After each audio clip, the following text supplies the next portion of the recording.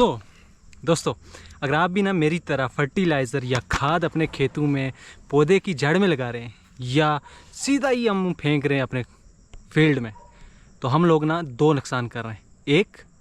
एक तो अपने पैसा बर्बाद कर रहे हैं और दूसरा अपने खेत की सेहत हम ख़राब कर रहे हैं। वो कैसे, इस वीडियो में मैं आपको बताऊंगा।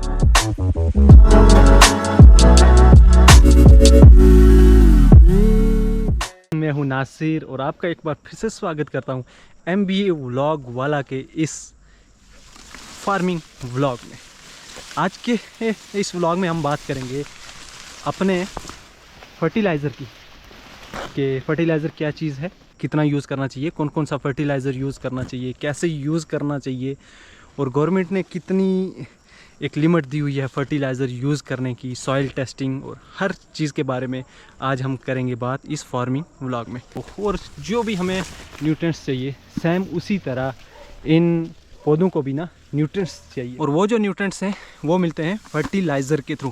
फिर चाहे वो यूरिया के थ्रू हों या पोटेशियम के थ्रू हों। सबसे पहले बात करते हैं टाइप्स ऑफ फर्टिलाइज़र की। एक्चुअली दो टाइप्स हैं, एक है ऑर्गेनिक और उसके बाद होता है इनऑर्गेनिक फर्टिलाइज़र, जैसा कि नाइट्रोजन, यूरिया, चिटैल जिसे हम बोलते हैं, फास्फोरस और पोटेशियम, NK और P। तीन जो मेन जो फर्टिलाइज़र होते हैं वो तीन होते हैं, यूरिया, पोटैश और फास्फोरस। और सबसे पहले होता है यूरिया, जिसका यूज़ होता है फसल की, प्लांट्स की ग्रोथ के लिए, लीव्स की ग्रोथ के लिए। ये ना जल्दी ग्रोथ करते हैं किसी भी प्लांट की। अगर आपका ना प्लांट येलो हो गया, पेल येलो हो गया, अगर उसके लीव्स पेल येलो हो गए तो डेफिनेटली उसमें ना नाइट्रोजन की कमी होगी और जो पूरी होती है यूरिया से।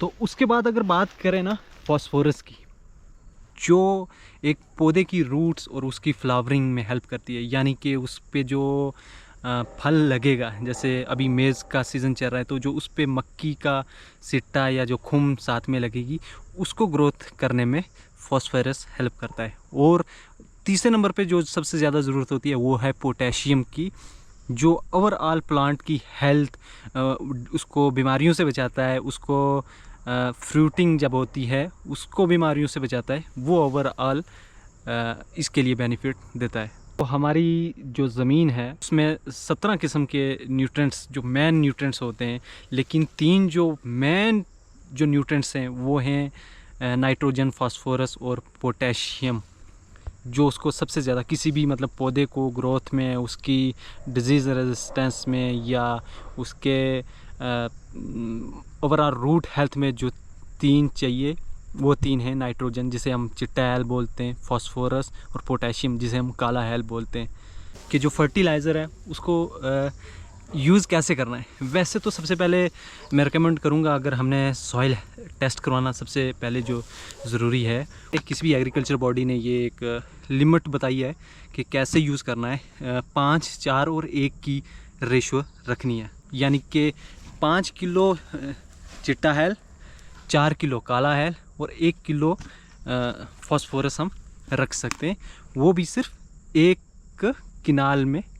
इंटीग्रेटेड न्यूट्रिएंट मैनेजमेंट कोर्स किया था 15 दिन का, उसमें मुझे बताया गया था कि अगर 5, 4, 1 की अगर आपने रेशियो रखी है तो उसमें ना आप सबसे पहले जब हम खेत मतलब हल जोतते हैं, जब हम बीज डालते हैं उस वक्त काला हेल और 1 फास्फोरस, 1 kg फास्फोरस और 4 kg हम उसमें डाल सकते हैं।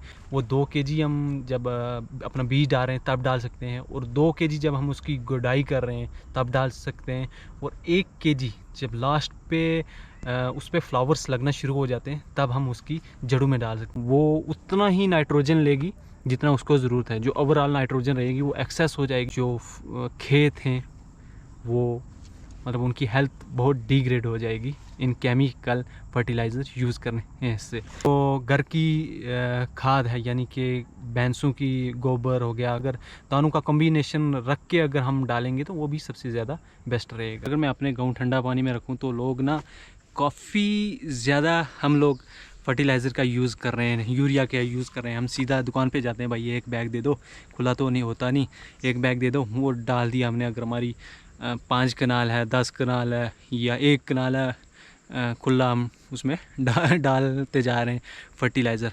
प्लांट को तो उतना ही लेना है जितना उसको ज़रूरत है, लेकिन जो एक्सेस है वो ज़मीन के अंदर जा रहा है। हमारे ग्राउंड वाटर्स में जो जहर जा रहा है वो भी इसी यूरिया की वजह से जा रहा है। लेकिन हाँ, मैं आने वाले वक्त में बता दूं, जिस तरह हमारे राशन कार्ड है इसी तरह सॉइल हेल्थ कार्ड भी बनेंगे और हमें उतना ही फर्टिलाइज़र मिलेगा जितनी हमारी ज़मीन होगी। जिस तरह में राशन मतलब एक जने को अगर 3 kg मिल रहा है या 4 kg या 2 kg मिल रहा है, उसी तरह जितनी हमारी ज़मीन है उतना ही हमें यूरिया मिलेगा, चिट्टा हेल मिलेगा और काला हेल मिलेगा। हमारे यहाँ पे ना 2 ही जो फर्टिलाइज़र हैं वो कॉमन है। एक जो यूरिया है जिसे हम चिट्टा हेल बोलेंगे, और दूसरा काला हेल जो सिर्फ ना सीज़न में कभी एक बार ही आता है। और फास्फोरस वो तो मेरे ख्याल से हम में से आदू ने तो उसका नाम भी नहीं सुना होगा।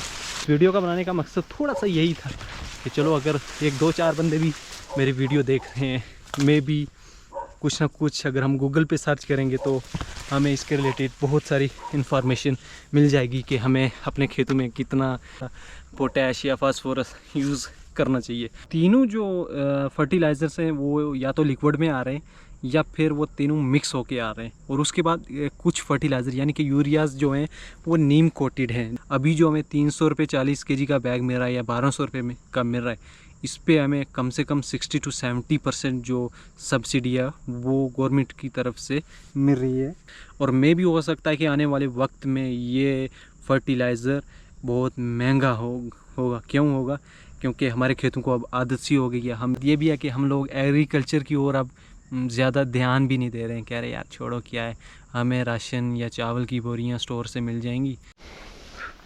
और आज की जो हमारा फार्मिंग व्लॉग है वो यहीं पे रहेगा क्योंकि शाम का वक्त हो गया है और मुझे काफ़ी सारा खेतों में एल लगाना है। बस एक मेरी छोटी सी कोशिश थी फार्मिंग व्लॉग के थ्रू मतलब आप तक एक बात शेयर करने की। आप मुझे कमेंट में भी बता सकते हैं कि यार मुझे वीडियो में क्या क्या चेंजेस करनी चाहिए। और आज का फार्मिंग व्लॉग हम यहीं पे समाप्त करते हैं। मिलते हैं आप किसी और फार्मिंग व्लॉग के साथ। और हाँ, मेरे जो अखरोट है ना वो भी पक चुके हैं और मैं भी उसका फार्मिंग व्लॉग भी मैं आपके साथ ज़रूर शेयर करूँगा।